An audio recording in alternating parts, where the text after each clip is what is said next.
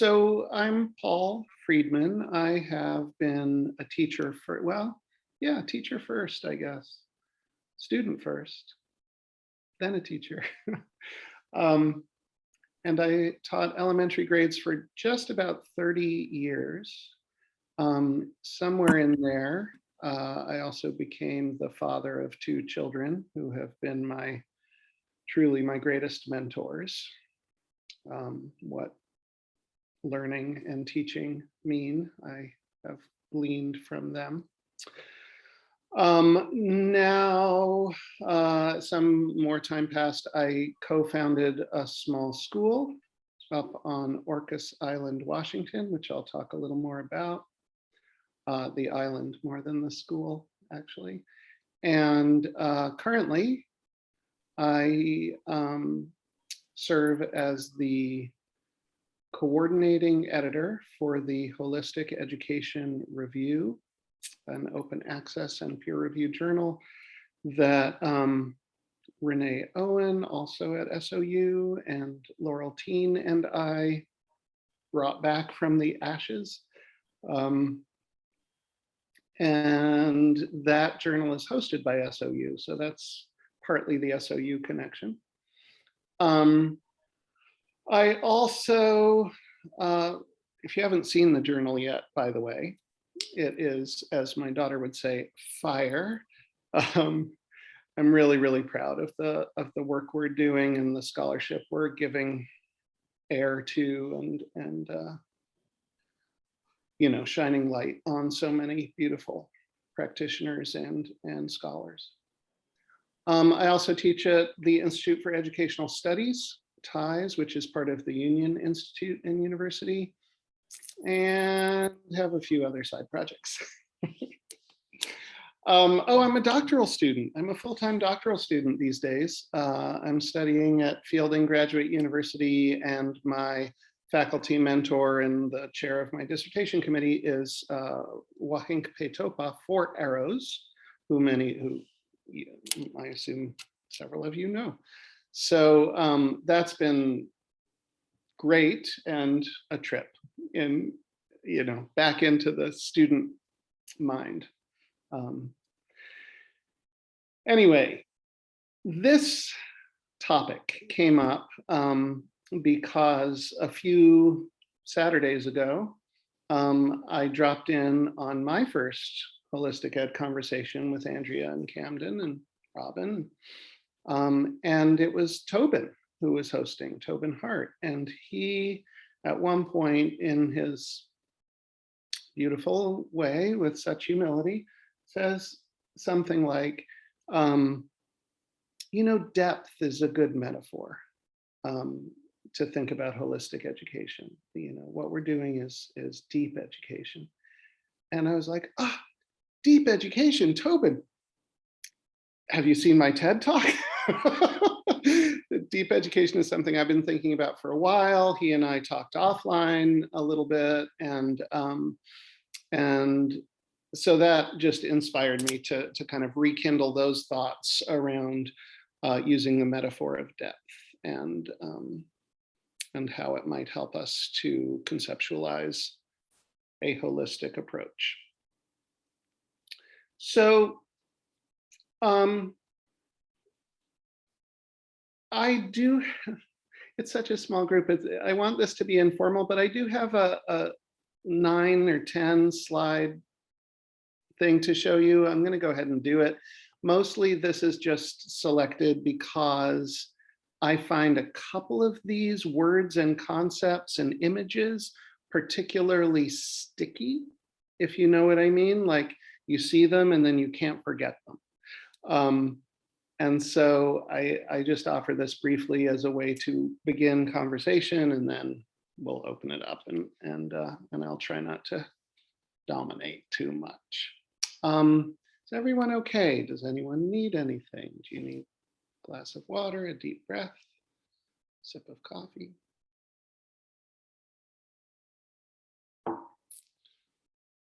All right, I'm gonna share my screen and go through a couple of these thoughts.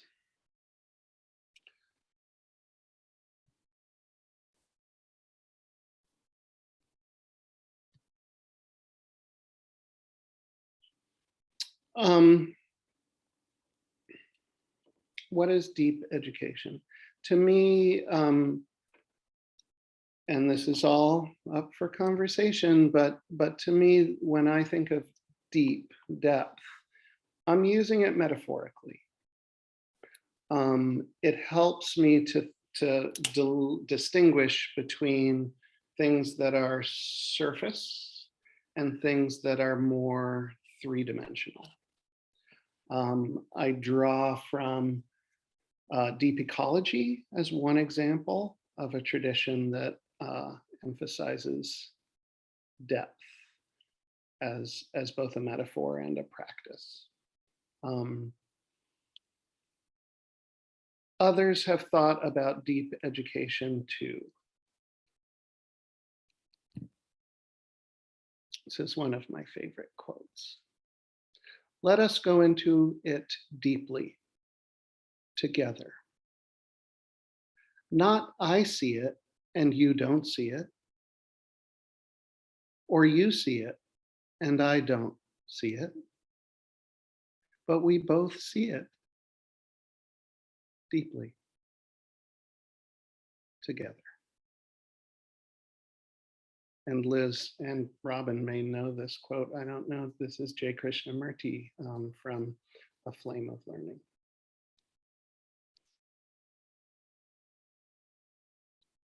So I'm incredibly privileged to live in this beautiful place. This some days is my view, not from my home, but from various places on the island where I live. And it's beautiful. And this is how most of us experience the water around us.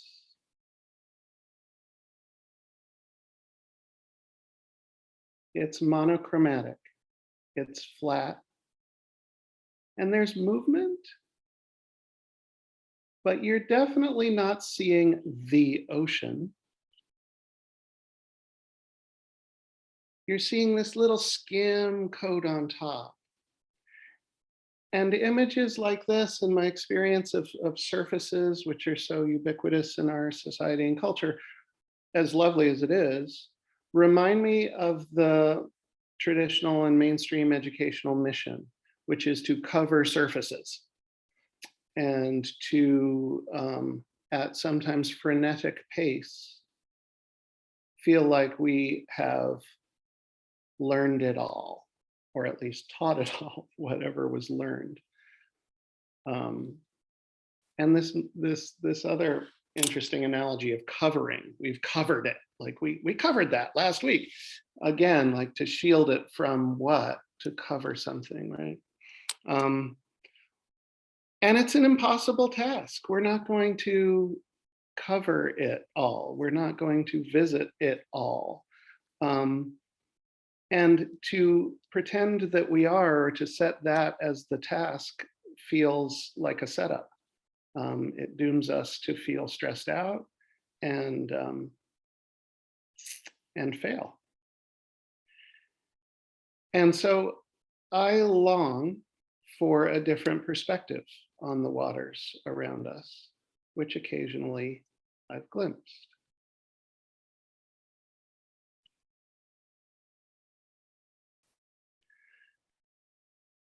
So I'm just going to toggle back and forth between these a couple of times to look at this and think you've seen the ocean. What have you missed?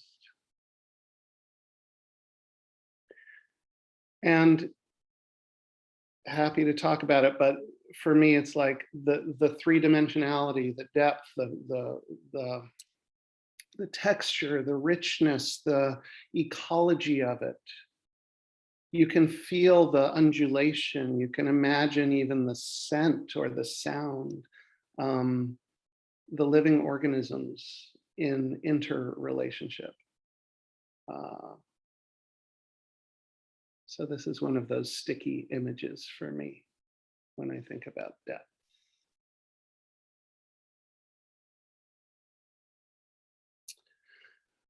As an alternative to trying to cover vast surfaces, William Blake reminded us, to see a world in a grain of sand and a heaven in a wildflower, to hold infinity in the palm of your hand and eternity in an hour. It's through the microcosm that the universal can be revealed.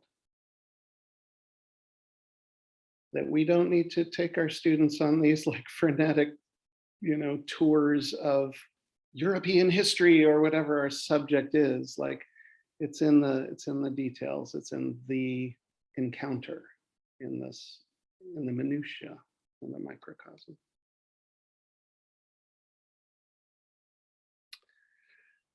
So this is a map of where I live, and for those who haven't been here before, so the 49th parallel that separates a lot of what is now the United States from Canada kind of dissolves at this western boundary about here. And of course, all of this water, the white as water, the kind of, I don't know, khaki colors are islands. This was all part of the Salish Sea. A lot of us feel like it is still the Salish Sea. It was the home of the Coast Salish people. And the idea that we divided it into the two territories, the two nation states of Canada and the US, like makes sense in some places when you can draw a straight line, but when you hit the water here, it dissolves. And the language of those agreements that were had in the early 1800s between the US and Canada, when Oregon Territory was disputed and then settled and then whatever, was that the 49th parallel was going to be the border until the sea. And then the boundary line would go, quote, through the straits. Well, that didn't clarify things too well. And in fact, so this purple line here, this is the Strait of Georgia. And this down here is the Strait of Juan de Fuca. And there are other straits too. There's the Haro Strait and Rosario Strait. And it wasn't particularly helpful to say that we would continue that 49th parallel through the straits. And in fact, there was very nearly a war fought on the islands here. And there were here on San Juan Island, that they were actually occupied encampments with British and American camps. And it's called the Pig War because of a funny incident. Well, it's funny now, but it was tense times. The thing about these maps, as you zoom in closer, so this is my island, this is Orcas Island, shaped like a horseshoe. For scale, one lobe, like it's this two-lobed island, one lobe is roughly the size of Manhattan. Instead of 8 million residents, though, on both lobes, we have 5,000 people living here. As you zoom in closer, my home is about here. And as I zoom into my home, now it's right about here on the map. This is a little cove called Guthrie Cove, Foster Point, and offshore are these numbers.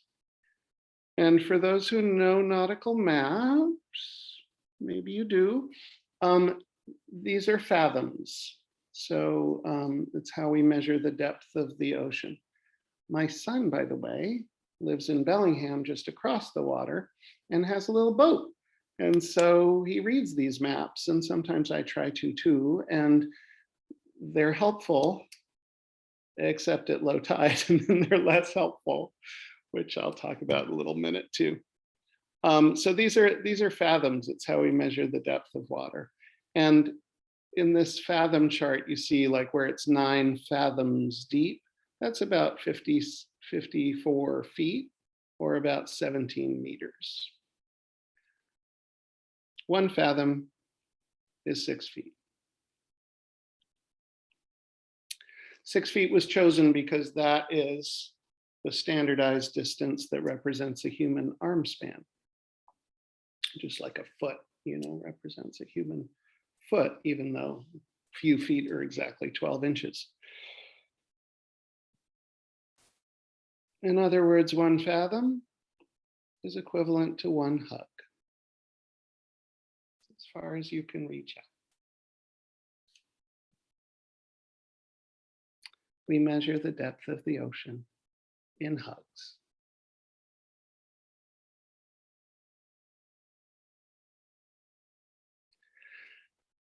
There's another meaning of the word fathom, and it's to understand, to comprehend. We understand new ideas also by embracing them, by reaching out and welcoming them in. Fathom is a noun, a unit of length equal to 6 feet, but it's also a verb, to understand a difficult problem after much thought.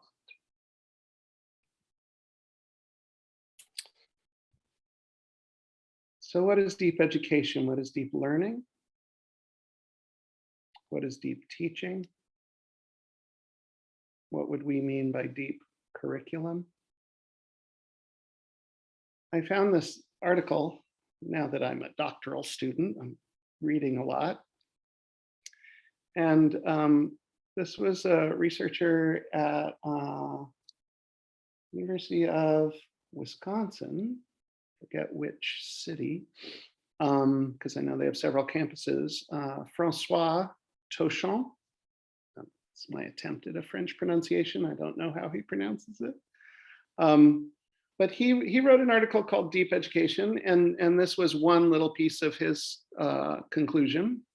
He says, depth is more important than coverage. Students learn what to think as they learn how to think. Knowledge is gained through reflective engagement in action.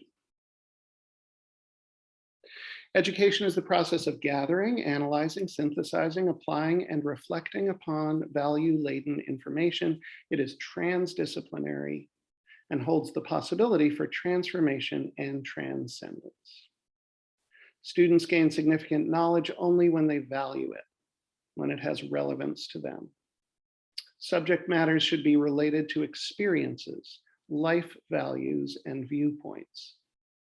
Students may give correct answers, memorize definitions, and apply rules while not considering the significance or implications of what they are learning. This kind of shallow learning can be an obstacle to deep understanding, which I would say is the understatement of his research conclusions. Which leads me to my last sticky idea. Hexabranchus sanguineus. Any guesses? It's a critter. Hexabranchus sanguineus is also, this is like clue time, a marine invertebrate gastropod mollusk.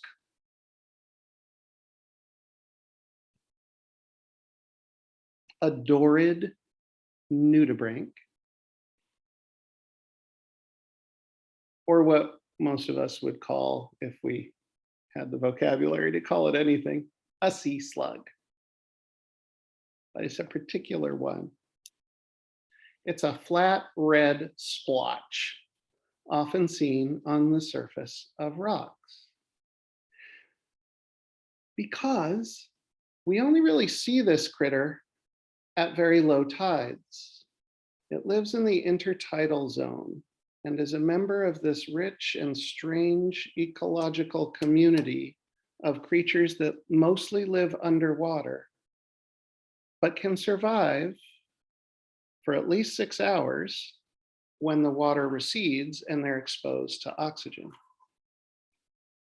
and other things.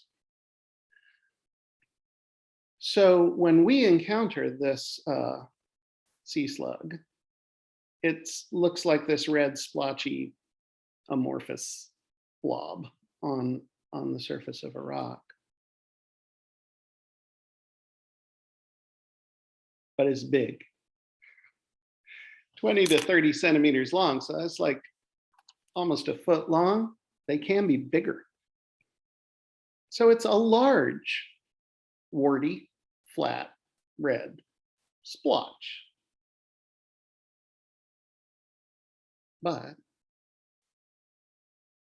in deeper water, Hexabranchus sanguineus becomes the Spanish dancer. And I have a 15-second video to show you, which despite my son's help, I couldn't embed on this slideshow. So I have to share it slightly differently, but you're not going to believe this. Hexabranchus. But before I show it, with that whetting your appetite, I want to tell you, we had a low tide recently, a really low tide. And what happens every month, of course, is as the Earth and moon line up with the sun, the Earth in the middle, at night, we see the moon being fully reflected by the sun's light, and that's a full moon. But what happens in the water is these two bodies, the little moon, which is close, and the enormous sun, which is far, both exert gravitational force on the Earth. And both are pulling, not strong enough to change the orbit of Earth, but strong enough to move the water on it. And the bathtub-like sloshing of the water creates extra low tides each month. But as we approach solstice and a full moon, which we just did 3 days ago, the pull is extra strong and we get very low tides, super low tides. And the moon's orbit around the Earth, apparently, I didn't realize this till recently, has a 22-year cycle that has slight wobbles, such that every 22 years, it's just a little closer to Earth than it usually is. And all these things happened 3 days ago.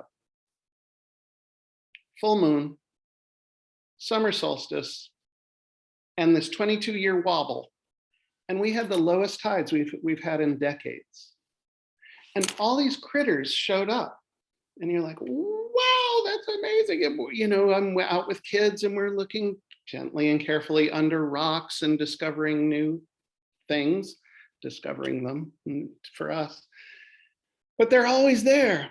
But when we see them, we get this really limited, flat view, as privileged as we are to get any glimpse at all.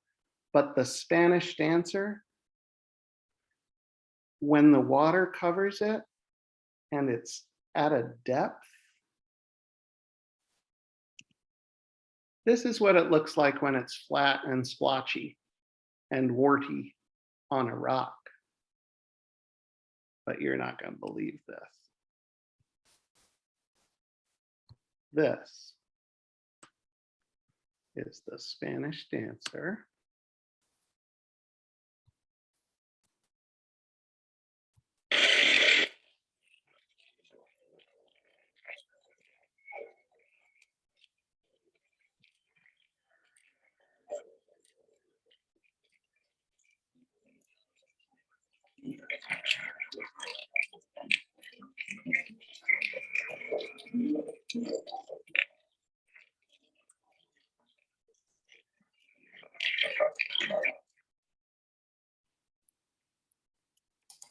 Paul, we're not seeing anything yet.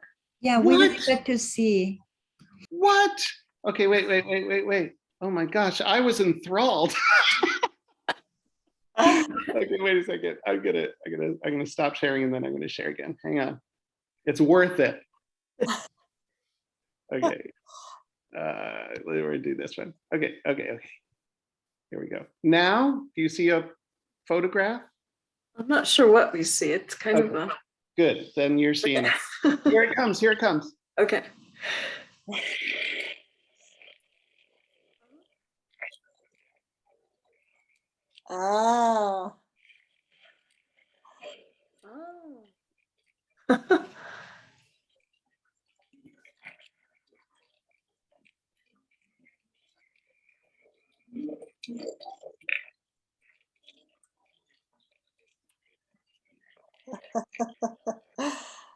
Crazy.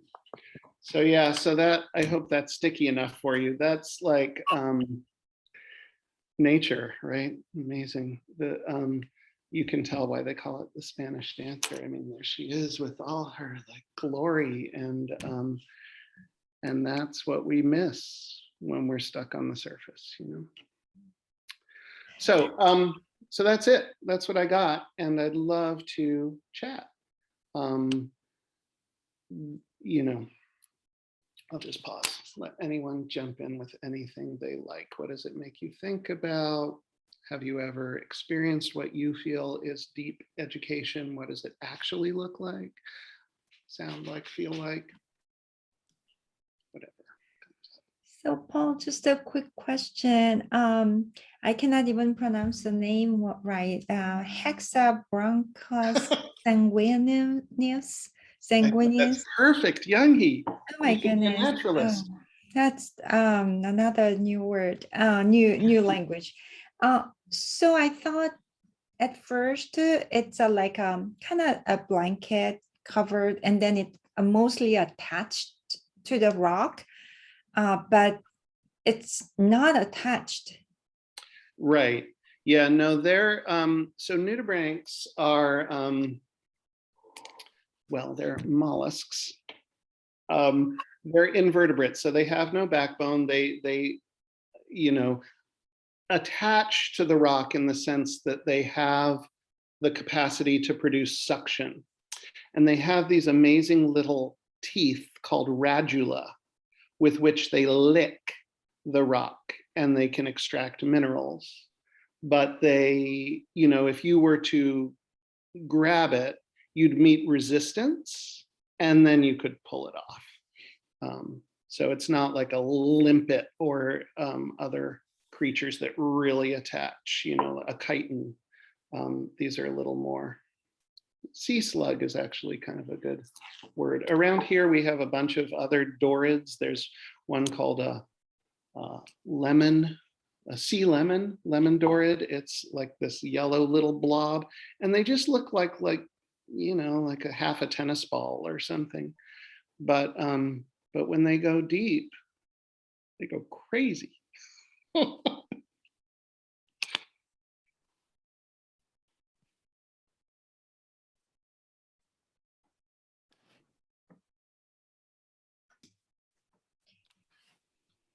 thought that that was a really great way to describe deep learning, because when I was looking at the sea slug on the rock, it did look very flat and almost one-dimensional.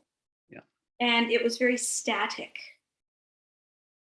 And so I was just thinking about that idea of this kind of flat, one-dimensional, kind of static mode that we, you know, traipse the children through on this assembly line. And then once it gets into the water, it's fluid and it's dynamic and it's adapting and it's alive, like it's really coming to life. Yeah. So that's what really stood out for me. It was like freedom. It was like watching a butterfly, but the same thing in the water. And so Yeah. that's just Yeah. a brilliant way to explain deep learning. Yeah, I mean, for me too, and I'm glad you were able to articulate that better than I could. It seems almost, I know this is projection and we're anthropomorphizing perhaps, but it seems joyful. It's like energy and, you know, just like it's true. I don't know. To me, it's like it's true nature unfolding, right? The nudibranch can sit still and behave and be quiet, but that's not its nature. You know, it can do that for short periods of time. If it does it for too long, it dies. That's a great. Yeah. Yeah, I want to say thank you very much for the presentation. First, two things I want to say, your presentation on TED Talk was really, and you did the same thing in this one, starting by acknowledging when you take talks, you say the teacher in me wants you to move. And Yeah. we did exactly the same thing here. Why don't you get a glass of, checking, like, it was kind of a reflection, like, oh, I exist, instead of I'm going to acknowledge you. That connection, I thought was really, I think it's important to acknowledge that somebody's there. I say that because, I suffer being raised in France, 12 years of education. So, yeah, please tell me you're sorry for me, because it was very painful. That's why I suffer for 12 years, being dyslexic and being, and but I'm always curious every time. I mean, like I say, I'm a nurse. I'm not an educator. But when I did subbing at the Christian Emmy School, because they love me, I sub. But the thing I don't understand, and it's maybe I'm stepping away from maybe deep education, or maybe I am on the subject, but there's this element of, and you mentioned it, joy of sharing that obviously you have when you get all excited. But if it start to be a method of a teaching, if a teacher is boring, he's bored. So you cannot tell teacher, yes, diving into a subject is absolutely essential, and that's what we're not doing with the. I have a French guest actually who is 15 now, is telling me about education in France, and I'm afraid it has not changed since. The assessment that you talked about. But Yeah. how do you look at this element of joy that I've been looking at for years? Because my husband is an incredible teacher, and every time I've had the chance to see him teaching, he's got this deep joy of sharing something, of discovering something. And sometimes I have it with kids. I'm going to stop for a snail and try to figure out if the snail comes out with one antenna first, or So yes, I think this is the joy of the first quote you were talking about, deeply together. I understand that. But the element of joy is the mystery for me. Yeah. You cannot impose that. You cannot teach that. You cannot. It's not knowledge. So sorry, I've talked too much, but I'm confused about that. I don't know if you want to go there. You don't have to go there if you don't want, but I've noticed it the way you share. You had this power of joy, and there's not a button say, okay, I'm going to be joyful. I'm confused with that. Enough from it. Yeah. No, I'll share my first reaction, but I'd love to hear from others too on that. I think, yeah. So of course I have more than one thought at once. One is that, so I have a dear friend and colleague named Paudiel, Thakur Paudiel. He was the Minister of Education in Bhutan during a time when the Bhutanese government adopted their gross national happiness as the national agenda. And his mission he was charged with was to find out what that would mean, happiness, in education. And he wrote a book called My Green School, which we should all read. But yeah, that's one thought. We just need more friends in the room to add to the dialogue. My other thought is that, I don't know, I guess it's not 100% of the time. I know young kids experience trauma and fear, and they're real and all that, but so much, the vast majority of kids in their undisturbed young childhood, if they are gifted with such a thing, exude joy. Like, it is part of our human nature, I think.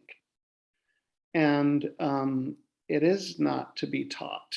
It's to be released and allowed and permitted. And I think for me, kids are my therapy. And in the presence of children, I'm not putting on an act. Like, I authentically feel their joy and my joy, my playfulness, my silliness, my imagination, and the absurdity of the, of their reality, their worldview, their consciousness. And so, yeah, but I have also certainly known teachers who can't muster it. Just teaching is not always a joyful profession for everyone. And I think it would be reasonable to inquire into that. What could be done to make school more joyful for the adults? And how might that manifest with younger people or with students in higher ed too? Anyway, other thoughts on that? I was fascinated by the notion of the deep learning and the example of the slug. And I think it comes with like a very complex relationship and connections. So it's not, it cannot dance, they cannot dance alone in void, but rather because of the water, because of the gravity, because of the pull, the energy and the timing, that's so mysterious. We just cannot measure or cannot describe even. And it has to be a perfect timing for them to really dance like a Spanish dancers. I mean, it's just an amazing, beautiful mystery that we cannot even fathom to just to try to explain. I like your choice of words there, fathom. That was very clever. No, I agree. And this isn't, I don't know why, I don't know, maybe biologists think they know why they do this gyrating like crazy dance. But I do know that a lot of locomotion in nature, a lot of movement is about food and sex.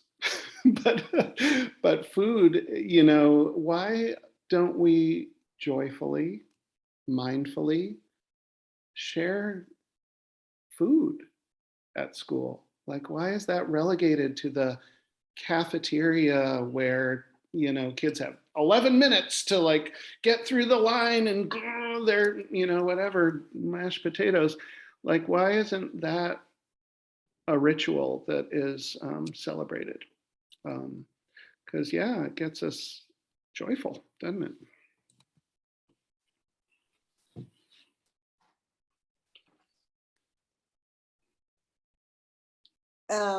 Yeah, I don't want to get stuck on the word joy and stuff, but I think I go back to the beginning when you were talking about exploration. I think if we explore together, then we're not bored. I mean, if the curiosity is still alive, if I know what I'm going to say, if I know the answer to the question, the teacher has to be bored. I mean, it has to be boring when you ask a question to a student and you know the answer. I mean, obviously, you know a lot of the answer, but if you don't let the kid discover and curious,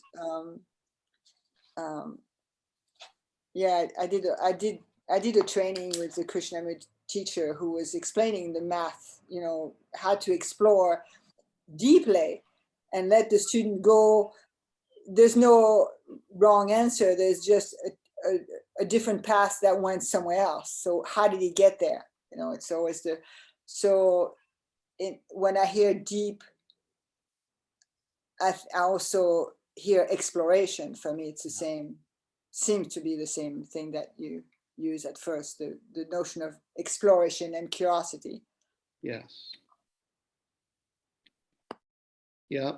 So I'm just writing some notes too, but this is really my continued question. I haven't figured it out, but yeah, if deep, somehow depth is feels like there's something there, like it's kind of juicy and it kind of could be useful, I think, as holistic educators to suggest, to posit depth as a reasonable goal.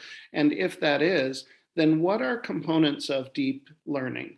What are components of deep curriculum? What would deep teaching look like? And I think, you know, as I'm writing it down, it's like, yeah, exploration, curiosity, having some autonomy and the ability to navigate through what's important to me as a learner, like to have some agency behind that. And then the social aspect of with others, we go into it deeply together, right? That feels important too. And that the teacher may well join that. You know, I'm thinking about like Parker Palmer's community of truth model. I don't know if you've seen that image, but it's the learners around a circle in this complex multi-directional network of relationships. And the teacher is one of the learners, right? We're in relationship together, we're exploring, we're wondering, we're trying and failing, and we're helping. And yeah, those feel important for anything that looks deep to me. Yeah, there some people who I've seen like on YouTube who talk about deep learning or deep education, particularly want to emphasize the spiritual aspect, the contemplative aspect of learning and being, which is interesting. I don't know. I mean, that somehow feels correct to me too, but I don't know. Does deep learning mean in engaging the spirit? I think it does. Yeah. What I'm really gleaning from what everyone has shared is that when that slug is in the water, that is its true environment. That is the environment in which it can thrive and flourish is in the water, not on top of the rock. And so for me, I always think about what kind of an environment are we creating? What kind of not a container for learning, but you know, how are we creating an environment in which like this curiosity and exploration that can only really unfold if we have the element of time and abundance of time. And so the way most school systems are set up, I always say to my students that your clock is kind of your enemy because, you know, the bells ring and the buzzers go and the kids move from class to class. And that's not how we learn naturally. So I feel that aspect of what is the true environment in which the student has what they need in order to be able to explore and to not allow their curiosity to be shut down, but to actually be encouraged and for it to expand and be supported by the teacher. And so, yeah, that image of the slug in the water dancing is, I'll probably have dreams about it tonight, Paul. I'll email you in a couple of days because it's a great image. Yeah, there are some other amazing, thank you. Thanks for everything that you're sharing. I agree with time, abundance, spaciousness, just spaciousness, you know, the ability to move. There, I had an educator friend, Brent Cameron, he passed away. He wrote a book called Self-Design. He gave a talk once and he said, you know, in most educational settings, the student, an individual student, has like 2, maybe 3 legitimate activities that for which they don't get in trouble. They may raise their hand. They may, depending on the class, pick up their pencil. Like, but there's very few like legitimate ways to be successful in a mainstream classroom. And his whole orientation was about how can we say yes one more time? Like, can we give them one more yes? 3 more? Like, what would it hurt us if they could also pick up some squishy thing and be working on it? Would it, like, what else could they do without getting in trouble? You know, some spaciousness to our models would be great. But yeah, the nudibranchs. So you'll just have to go explore YouTube and whatever other sources you want. There's some amazing creatures down there. That one of my favorites is called the frosted Dirona. Oh my God, it's like white, glistening, like multi-tentacled, like, yeah. And even if you were to encounter one again on the surface, it would look kind of lifeless and dead and sluggy. But then underwater, they just like this amazing glistening jewel, you know. Call them nudibranch, but when I saw the word, it looked like nudibranch. Is that? Yes, correct. It's the same root as bronchial. It has to do with being a gill breather, I think. Is it N-U-D-I or N-U-D-A? N-U-D-I. I'm gonna go look up more because that was really spectacular. Yeah, this is so fascinating. And I see like in your descriptions of children, students learning in schools. So just one example of California high school is that they have 7 schedule every single day, and they have about maybe 6 minutes to commute from one to another classroom, but every single day they go through the 7 different classes for 50 minutes block of time, and then go through that.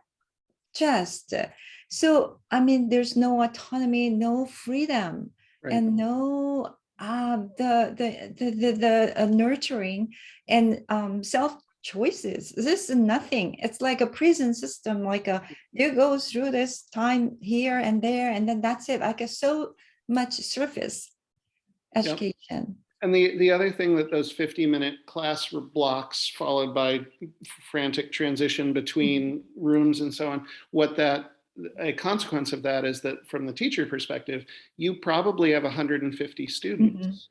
Mm-hmm. And so how do you have relationship? How do you know what's going on in the kid's home, or, you know, why they came late to class or whatever? Yeah, it just eliminates the capacity for connection. Yeah, Go ahead. they get punished if they come you know, late, but they have to be late because they cannot do the commute from this building to another building. Yeah.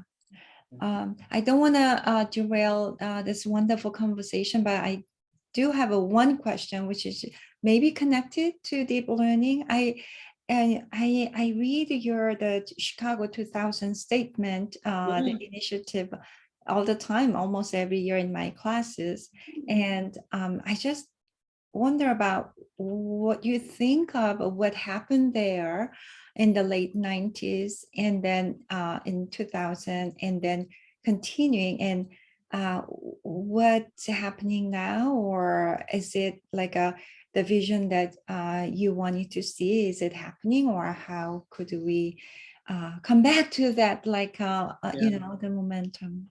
Right, right. Yeah, I mean, for people who haven't seen it, the Chicago Statement, which was followed by Education 2000, A Holistic Perspective, they were produced at conferences roughly in 1989, I think. Even though it says Education 2000, it was like looking forward, a vision for the future. And they came out of a couple of conferences that included Ron Miller and Dr. Phil Gang, who's now a good friend of mine, and some other amazing folks. I didn't write it. I championed you wrote it. the introduction, the whole. I wrote an introduction to a particular republication of those 2 documents together. And thank you so much, Young Hee. Oh, that really means a lot to me, that you read it and share it and think about it. Yeah, I can get a copy to, I don't know how it would be best to disseminate among this group, but I'm happy to share it with Robin, and maybe it gets out, or maybe it can go on Andrea and Camden's website if they're interested, or whatever. Maybe in an electronic version, I made a copy and have my students read. So it's like maybe Andrea can have a link to the version, and then we can have access. It's just so beautiful, so It's nice. It's a bit of a manifesto, so it's sort of like, here's what we mean when we say holistic education, and it's sort of a little bit bullet pointy, but then develops each of those ideas. And I think it was really useful at that time, as at least my perspective is, I wasn't one of those folks or even immediately influenced, but when I did come into holistic education 10 or 15 years later, it was, I think, important to have a foundational document, to have something that coalesced, because with deep education right now, for example, there's a lot of people throwing that term around, and they don't all mean the same thing. So if you look up Michael Fullan's work, he's written a lot about systems theory, and he's a great educator, scholar, organizer, author. But when he says deep learning, because he does, and there's like a deep learning schools movement with many, many districts, and like he thinks big, he doesn't mean the same thing. I don't think he's talking about nudibranchs. I think it's worthwhile, like I'm interested, but I don't think so I think having some sort of definition, some agreed upon understandings that I think foundational documents like those can give us is significant. Where are we now? I mean, I can tell you that in part, Ron Miller, who really, as much as anyone, was responsible for writing the document, is in a bookstore in Vermont because, well, that's not really fair. He, for a while, was in a bookstore in Vermont. He left the field because he really didn't feel like that vision of a global movement or even a national movement, you know, transforming education towards holism. It was just not happening. And despite a lot of conferences and a lot of efforts and authors and workshops and retreats, there was no movement of the monolithic bureaucracy of mainstream education. So yeah, what does that mean strategically? One of my doctoral classes right now is called Theories of Change. And like, okay, you have this vision for like the world you want to see, but what's your theory of how to get from here to there? And is there agency? Is there strategy? Is there organizing and, you know, work we can do to claim some power, some voice within mainstream movements? Or, as Ron came to believe, I think, it doesn't work like that. Change is what he would call self-organizing, and that you just keep doing your counter-hegemonic visioning work in your sweet little island school, and be the beacon, you know, and the world changes slowly, sometimes maddeningly slowly.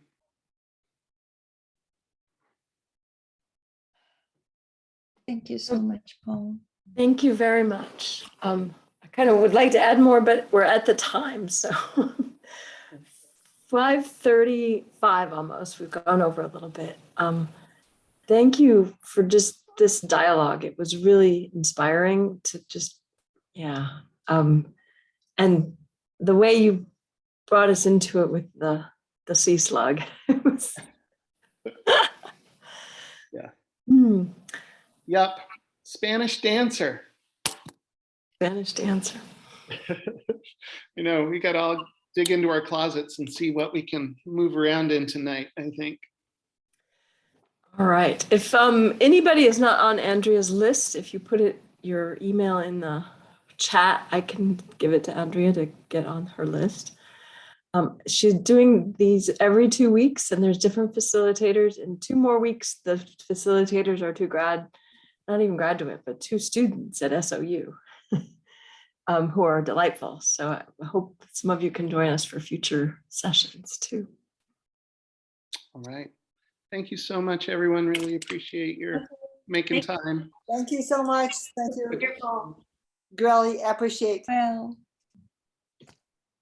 Take care, everybody. Bye. bye-bye. Bye-bye.